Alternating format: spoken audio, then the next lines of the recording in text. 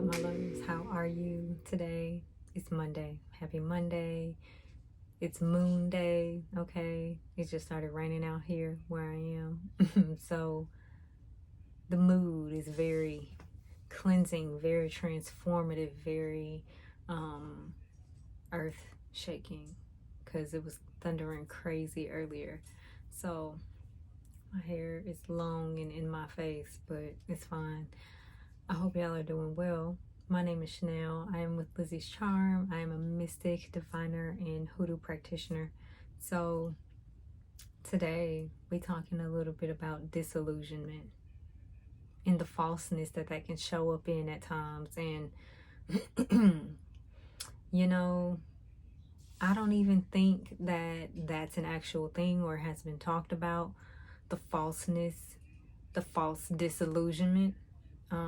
I did look it up to see if anyone had written about that, but it was something that I had like this aha moment, like, oh my goodness, and everything just started flowing, and many things came up, many things from my life, sure, but many things in reference to people who I have connected with, who I have friendships with, and people in my life, and how they view things, and or have had viewed things in the past, and it has been a sense of false disillusionment. So disillusionment basically is coming to this space of disappointment that something is not the way in which you thought it was. It's really coming out of the space of an illusion, right? Having on rose-colored glasses, and now all of a sudden you seeing things in a new light, like, oh my God, that was not that the entire time, right? So that's where the disillusionment comes in. So when it comes to false disillusionment, this has to do with seeing things as being something that you think that they not are, when they are actually something different, right? That is actually a good thing, that it is actually a prosperous thing, a beautiful thing, a thing if that which you desire, right? And as I was sitting with this, and I realized, I was like, this comes from the lack of healing, the lack of still being caught in something, some narrative, some story, some idea, and not necessarily recognizing this, right? Because all things stem from the subconscious. The subconscious is a very vast entity. It is a collective energy, but the subconscious within the self, it holds all record. It holds record from here, now and before, right? It can possibly even tell us what is to come based off of what it is that exists within it and how we showing up within that, so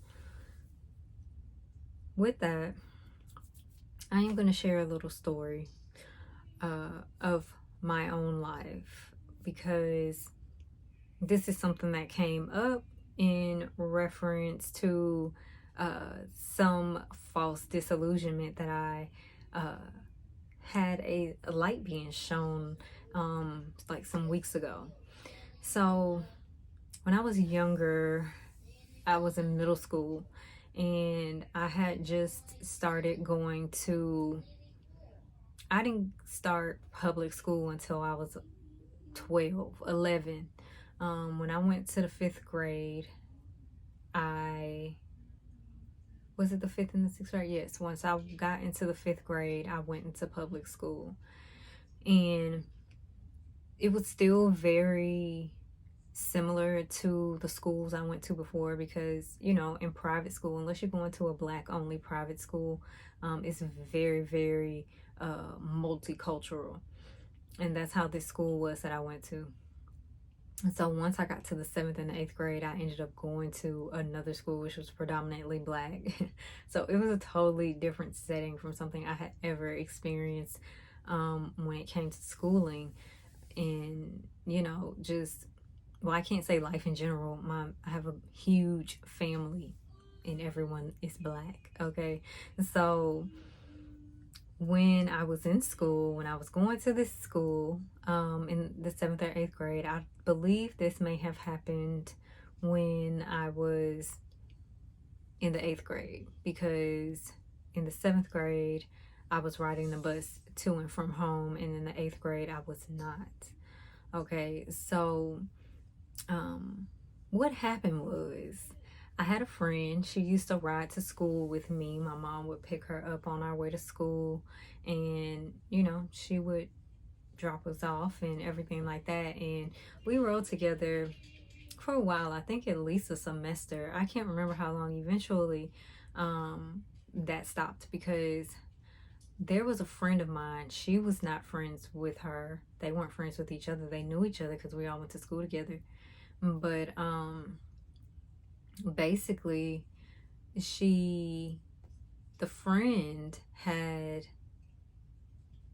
told me that the friend that was riding with me was like talking about me, that she was like basically making it seem like she ain't like me or something like that. And when she told me that, I was like, what? Ain't no way.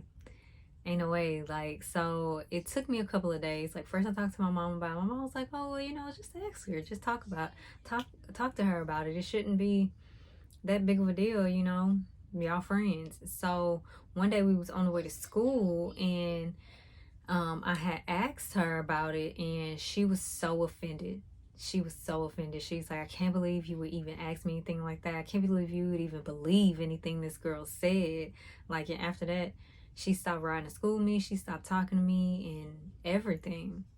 So I was like, wow. Like, so not only did I realize that I had a friend in my life who was a liar, but I had also lost a friend in the process.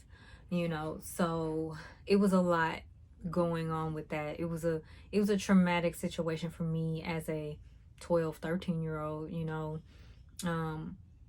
losing a friend, because we were really close. Like, our parents, they didn't hang out or nothing, but you make friends with somebody, your parents get to know one another, kind of thing. And that basically became a ripple effect within my life. So it was interesting. The girl who actually lied to me, I went up to her before classes had started, and I was like, you told me that she was talking about me and this, and then she laughed about it, and she told me, oh yeah, I lied. That wasn't the truth. And she said she told her that because she felt like that I was spending too much time with her. That basically she was jealous of my friend being my friend. So it was just a real, I don't know, something I had never really experienced as a young girl, or anything like that for real. But at the same time, I had witnessed things of that nature before. Maybe not necessarily in that same capacity, but definitely in that nature. Like, I have a huge family between both sides of my family.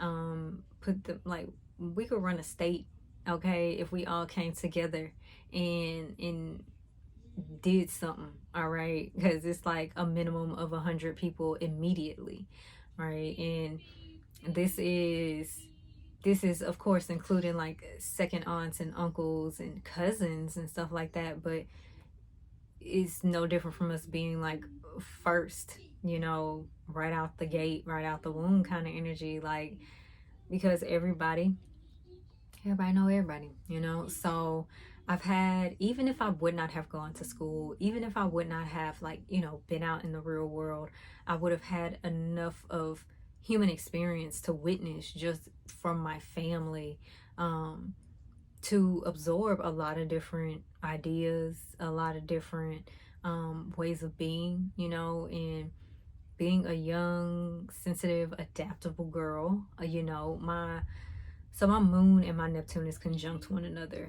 And both of these planets, their rulership is of my 8th and my 12th house. So these are houses that are, very ancestral, karmic, past life oriented, bloodline, in the family kind of thing, shared energy.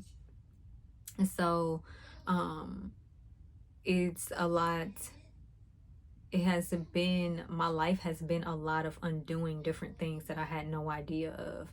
Having a lot of experiences in order to trigger certain things within myself, in order for me to be able to be here for real, and be like, whoa, like mind blowing, mind fuck. Okay, so I did write some stuff down. So with this really put me in a space of having a lack of trust between the witnessing of the family, the friendship drama, and all that. I really wasn't noticing it because being so young, my sense of self-awareness was not really there for real. It wasn't really like, I knew who I was. I knew the things I like, but the way in which I'm aware of myself now, like nowhere near that. And I guess, it wouldn't be because I was young for one. I was into whatever it was that was accessible for me at the time, and no one around me, out of everybody around me, no one around me was like, no one in my life, in my family, lives the way that I live, do the things that I do. So it's very new for me. It's very, I'm basically paving a road that hasn't been, as of everyone who is still alive, everyone who has that I've had any kind of closeness with. So with that, it's easy. So let's see, what did I say here? Right. So many things. So, okay. Basically, I was being triggered in order to break out of a mold, and whether that was something that was self-induced or something that was influenced. And all of that really takes awareness and experiences outside of everything that you're already engulfed in, to continue to trigger that energy, to bring it up so that it can clear. So, and when we find ourselves in a place of not choosing to see the bigger picture, or knowing that there is a bigger picture, it just continues, it grows, and all of the things that you know continues to happen, as if something's wrong with you, or something's wrong with the people, I should say. Like it generates this victim mindset, right? Like all of a sudden you can't trust nobody, and beginning to lack trust with others, showing up, especially others who are showing up wholeheartedly, lovingly, like honestly and true, right? And always being on this fence, always being guarded, always being like, at any moment, it can go left, kind of thing, so you just really end up finding yourself in this space of not knowing if you're ever going to have to show up and defend yourself, right? Because after all this time, you continuously attracting these same energies, because your soul, like God, your higher, is trying to get you to see something here, is trying to get you to learn something here, like fully comprehend and see the full picture, to break a generational cycle, right? Whether that is simply within your generation, or if it's a cycle through your family, based on a certain way of thought, a certain way of communication, a certain way of feeling, right? A certain way of perceiving things, so I was finding myself in this place, or ready to just be like, always got one foot on one side of the fence and the other one on the other, and just ghosting people out of the fact that feeling like, well, something ain't right, I don't know, something don't seem right. And granted, sometimes that was the case. Sometimes my intuition was on point, and it was just like and like, this ain't where you need to be. This not where,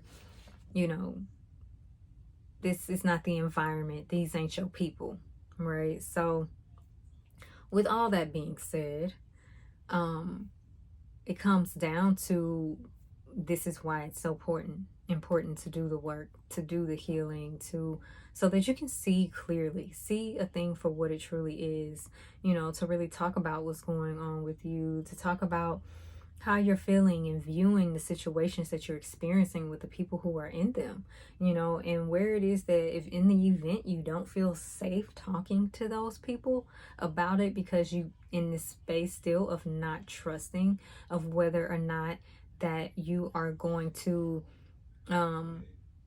not be gaslighted, or simply just not believing the truth it is that they telling you, because that is the false disillusionment aspect of it. Somebody telling you the truth and you still like, I don't know, like what? So it is important to find somebody that you can talk to who can offer a very non-biased advice and be very present with you.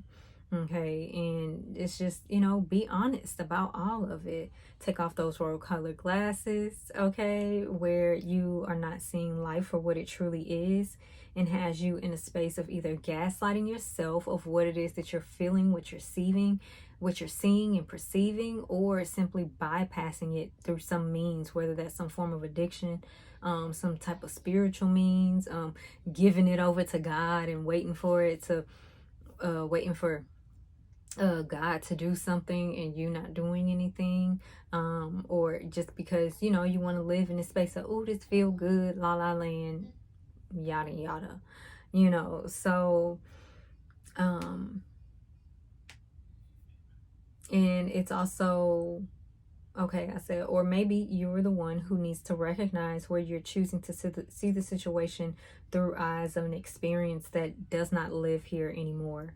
Something that has been gone, out of, and you're still perceiving things through this lens out of the fact that you have not chosen to heal this pain, right? Or it could even be,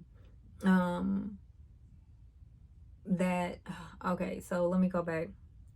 Sometimes we be having pain, sometimes we have trauma that we do not realize exists, and a lot of times that can come up when we are younger and have been in a space of a lack of awareness. That can even happen, and okay, so many words, so this can also, give me the words, please. So, okay, I'm just going to read what I have here instead of, because my mind is going. So, the fact that you have not chosen to heal the pain, the wounds, the trauma that you didn't recognize even existed because you were so engulfed in the mountain that you already climbed, right? So sometimes we can be focused on something that has been healed, old wounds that we have been surpassed, that we no longer experience for real on a day-to-day basis, but by some means we're still caught in the throes of it, out of just being accustomed, being comfortable in that space, right? Being unmoved out of it, although the healing has already taken place, right? So it's basically recognizing where it is that your perception is, right? So that you can really allow things that's needing to be healed, that have been painful for you, that you may have not really noticed. And let's say it wasn't even painful for you, but it did in some way alter your perception of connection, of interaction, of just seeing how things are going, could go, should go, right? And so, yeah, because at the end of the day, there's no rest for the subconscious mind, for the unconscious mind. Like I said, everything gets stored in that space. In a sense, it is almost unchangeable, but there can be healing that can be brought forth. There is a possibility to go into that realm of the subconscious and do healing work, hypnotherapy, going into the Akashics and doing that past life healing, acknowledging what has occurred. So things can make sense and you can take the steps it is that are needing to take place right now in your life, so at the end of the day, no matter where you are or where you choose to remain, the world will continue to go on with or without you, and it's like this leaves you in a space of, once you become aware of this, awaken to this, it's like you all of a sudden now having to play catch up. And I'm not meaning playing catch up when it comes to the actual people, but for yourself, for your goals, for your dreams, for your life, the life it is that you want to live, that you really want to be feeling, and instead you've been really caught up in the ocean. Looking for a buoy anywhere. Okay, somebody throw me a life jacket kind of thing. And it's like you can only save yourself, for real. So with this,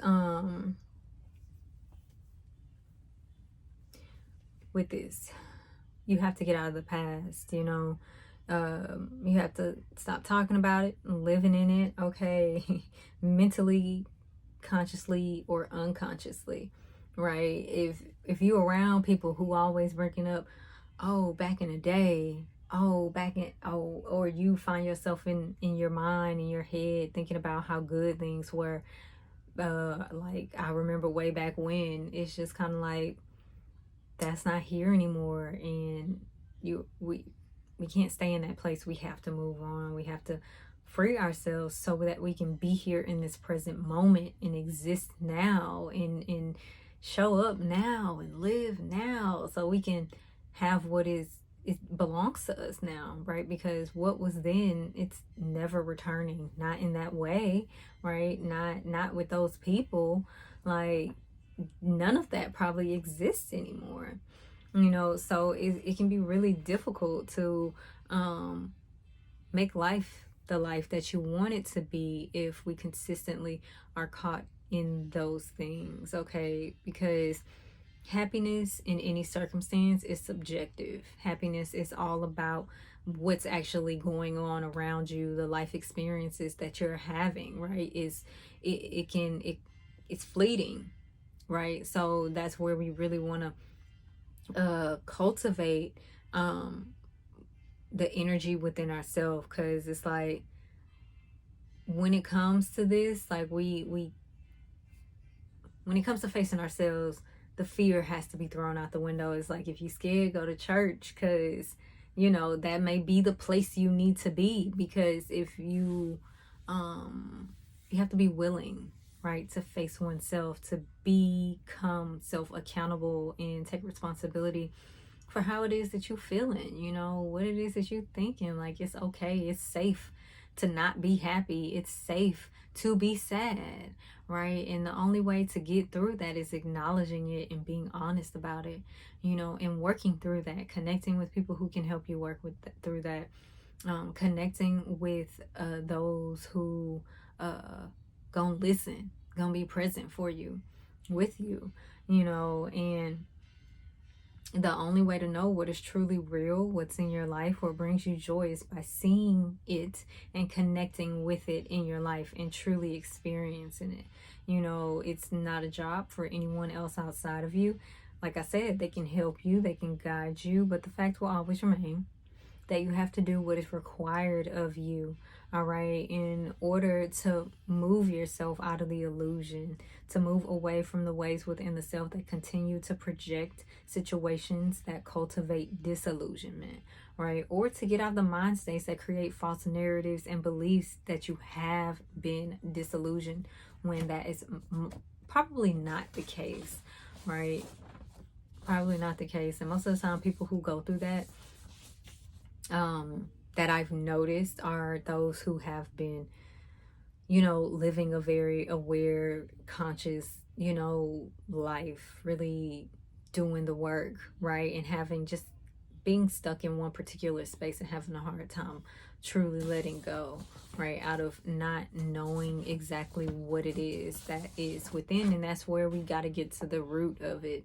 Have to be willing to get to the root of it. So yes, y'all, that is really all I wanted to share on false disillusionment. I hope that that resonates with you guys.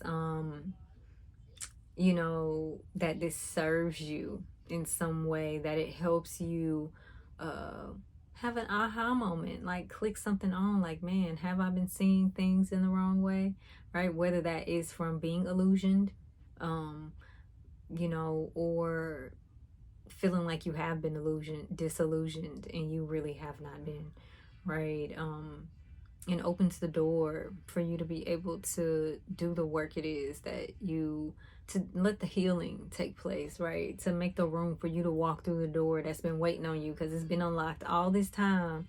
Okay, it's just been waiting for you to be like, okay, I'm here now, kind of thing. You know, this piece of hair hanging in my face. So yes, with that, I invite you to join me June 10th for the Ancestral Veneration class. Okay, we are going to get together in honoring of ourselves.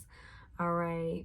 You know, really just inviting you to come forth with an openness of mind and heart, right? And connecting with yourself and your life in new ways, whether you have already been doing this, all right, or you just really new to it. And just to really honor the blood that brings flow and movement to your life, because your ancestors live within you, and activating the essence of them that live within will guide you forward in ways of forgiving, healing, and honoring yourself, you know, from a place, I don't want to say in a way, from a place that you have yet to at this time, you know, so, and yet to experience, because wallowing will only perpetuate the cycles that you have been deeply longing to break free from. Okay, I had to write that down because I wasn't gonna remember all the words, y'all.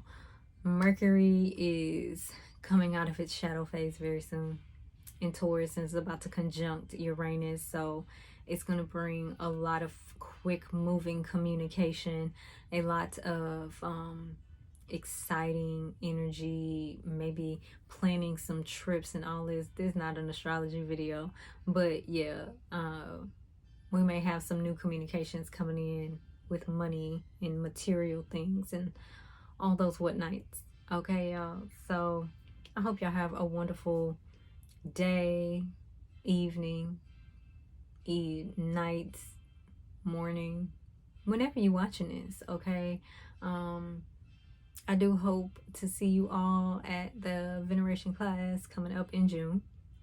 And yeah, if you have any questions, definitely reach out to me. I am here to answer them. And for those of you who are needing some support right now at this time, definitely check out the link below. You can connect with me, book a consultation call or a text message. It doesn't have to be a phone call, or you can just book a standard card reading, and we can get together and, you know, see what's going on for you, with you, you know, and I can support you in the ways that are needed for you at this time. Okay, so yeah, y'all have a beautiful, what's today? Have a beautiful week. All right, it's the beginning of the week, and I will talk to you guys soon. Bye for now.